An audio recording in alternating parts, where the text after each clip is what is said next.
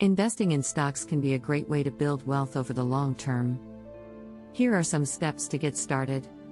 As a teenager, educate yourself. Before investing, it's important to understand what stocks are, how they work, and the risks involved. You can read books, take online courses, and research information on investing.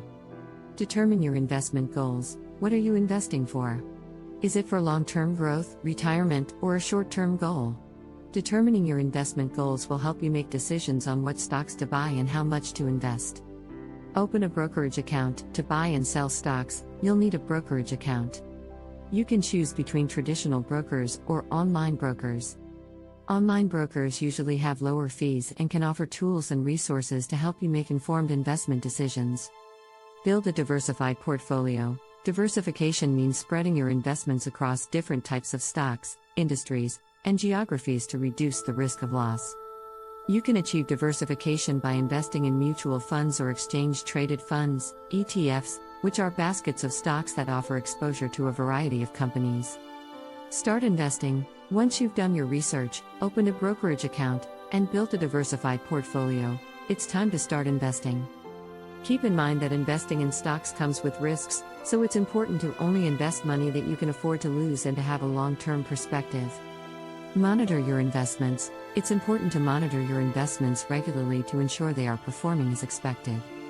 This can help you make informed decisions on when to buy or sell stocks and make adjustments to your portfolio as needed. There are several types of stock investments, each with its own characteristics and risks. Here are some of the most common types of stock investments. Common stocks. Common stocks are shares of ownership in a company and are the most common type of stock investment. Common stockholders have the right to vote on certain corporate decisions and may receive dividends if the company distributes profits to shareholders. Preferred stocks. Preferred stocks are a type of stock that generally pay a fixed dividend and have priority over common stocks when it comes to receiving dividends and in the event of bankruptcy. However, preferred stockholders usually do not have voting rights. Blue chip stocks. Blue chip stocks are shares in large, well-established companies with a history of stable earnings and dividends. Blue chip stocks are often considered a safer investment compared to other types of stocks, but may not offer as much potential for growth. Growth stocks. Growth stocks are shares in companies that are expected to grow at a faster rate than the overall market. These companies may reinvest their earnings back into the business instead of paying dividends, which can result in higher stock prices over time. Value stocks. Value stocks are shares in companies that are undervalued by the market, often due to temporary factors such as economic conditions or negative news. Investors who buy value stocks believe that the market will eventually recognize the true value of the company, leading to higher stock prices.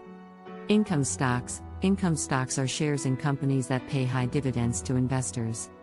Income stocks may be attractive to investors seeking a steady stream of income, but may not offer as much potential for growth. Penny stocks. Penny stocks are shares in companies with low market capitalizations and trading at a low price. Penny stocks are often considered a high-risk investment due to the lack of financial reporting and regulatory oversight.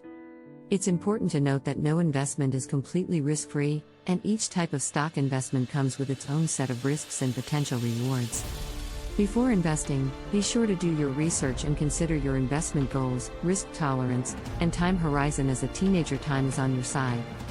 Remember, investing in stocks comes with risks, so it's important to do your research, diversify your portfolio, and only invest money that you can afford to lose.